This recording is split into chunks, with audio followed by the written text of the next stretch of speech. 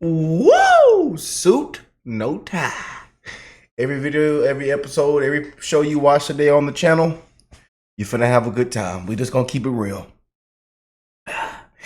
We all know the news. I walked outside this morning. I kid you not. I walked outside this morning, and I seen my neighbors. They were laughing and giggling. Two was on the phone. I said, "Hey, what y'all laughing about?" They say, "Mr. Rick."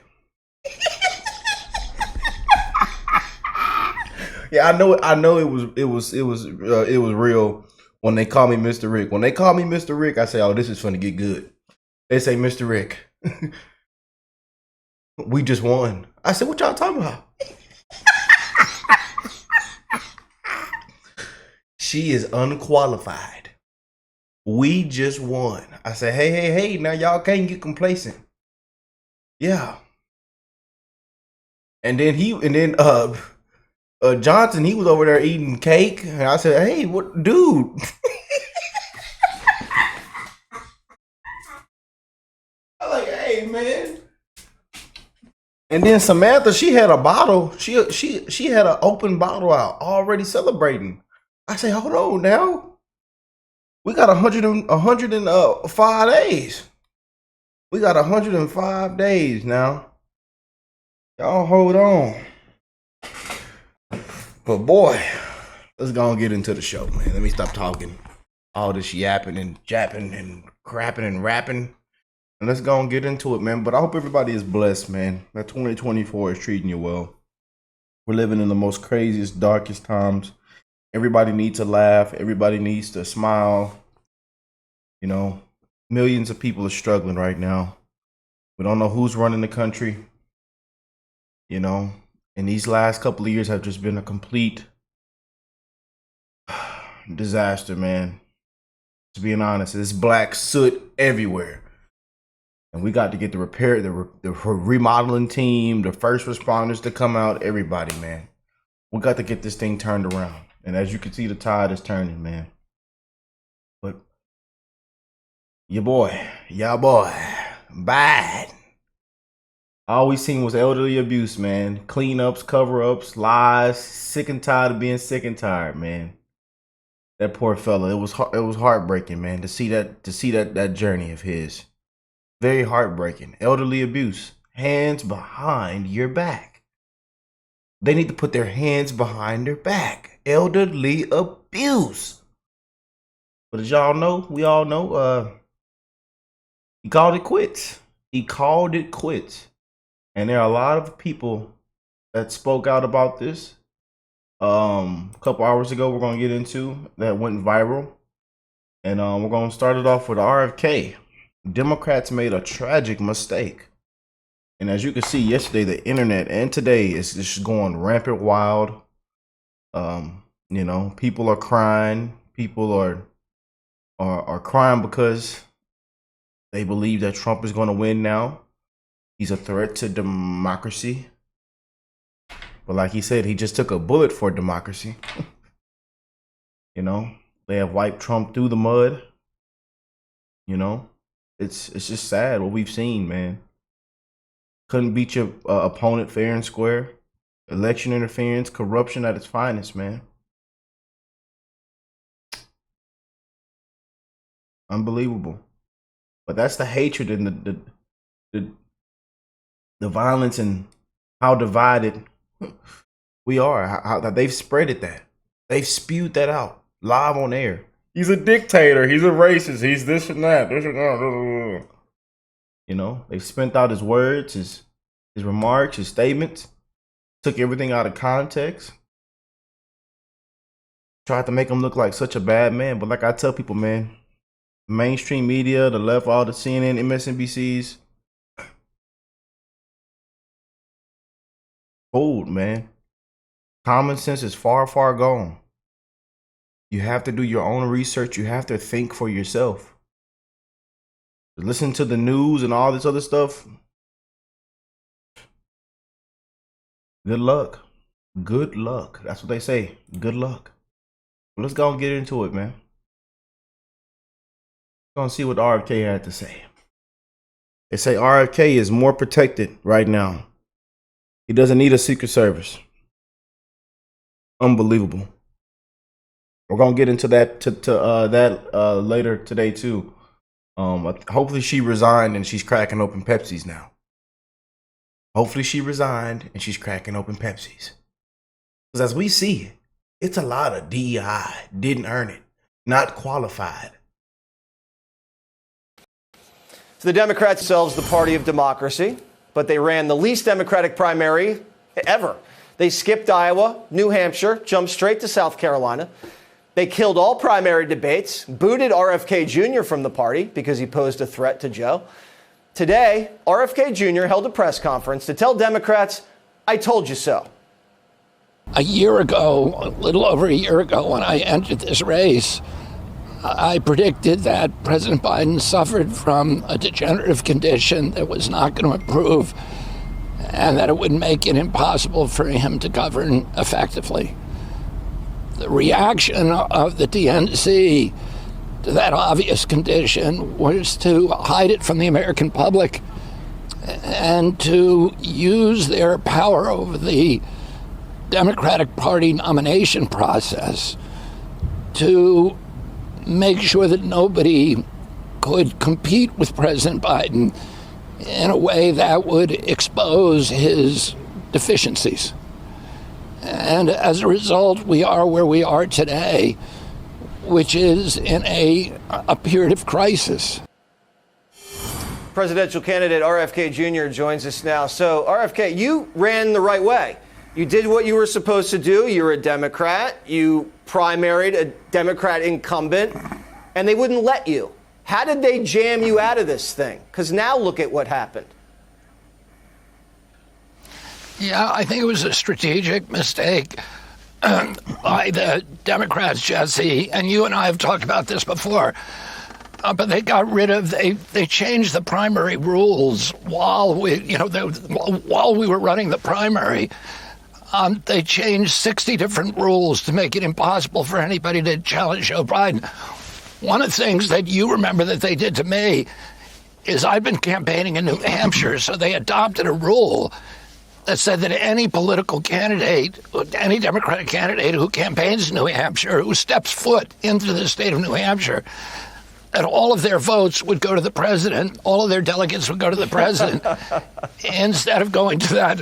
And then they shut down the Florida primary. They shut down a bunch of primaries, just said, we're not running them. We already have our candidate. You know, a few weeks ago, President Biden was ridiculing Vladimir Putin, who won 88% of the vote in Russia, and he said, that was a fixed election because President Putin had made sure no adversaries could challenge him, and also that he had fixed the press so the press wouldn't cover his adversaries. Well, the Democratic Party succeeded in doing the same thing. I haven't been allowed on any of the Democratic networks, ABC, NBC, CBS, CNN, as you know, Fox has allowed me on, although Fox, people like you have allowed me to speak. You debate me.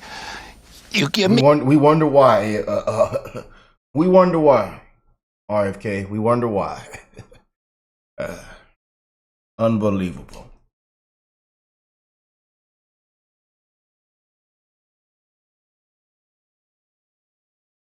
The enemy of the people. That's what Trump would say. The enemy of the people. Me a platform, even though you don't agree with things that I say. And I think that's the way the media is supposed to work.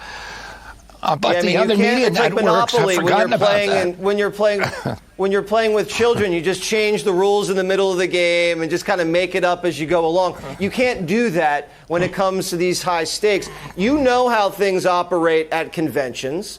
There's been a long history of chicanery at these things. You've now have uncommitted delegates. Are we going to see bribery? Are we going to see quid pro quo? Are we going to see ambassadorships promised, donors greased? This is a sprint to grease as many delegates by mid-August as possible. Yeah, I think, some of that is bound to happen. I think most of those delegates are kind of mom and pop people. They're committed to Biden. They committed originally to Biden. his releasing them, I think a lot of them are probably idealistic people who want to see the Democratic nominee, or terrified of Donald Trump, who want to see the Democratic nominee succeed. But I don't. The indicators now, Jesse, is that the party elites are not really going to let go of the process, and we'll see what happens. The last time, there's a lot of similarities between this election and what happened with my dad's election in 1968. There was a war going on at that time that was very controversial and it was very damaging to our country. There were protesters in the street. The convention was in Chicago, and my father, who was leading, got knocked out by an assassin's bullet, not by a resignation. You, in effect, had an open convention, but the DNC at that time tried to maintain control over it. They put their candidate in, which Hubert Humphrey. There was the convention became riotous, and the riots shocked the American public, and they didn't want anything to do with the Democratic Party after that. And I think a lot of people in the Democratic Party probably should look back to what happened in 1968 and take some caution from allowing the party elites to continue to exercise control over their choices. That would be good, sage advice from RFK Jr. And we will be, Jesse Waters Primetime in Chicago, covering the DNC, and now it just got a whole lot more interesting. RFK Jr., good luck. Oh boy. They say RFK is more protected right now without the Secret Service. Boy. What do y'all think of that, man? Biden drops out and endorses Kamala. This thing is getting sweet and spicy.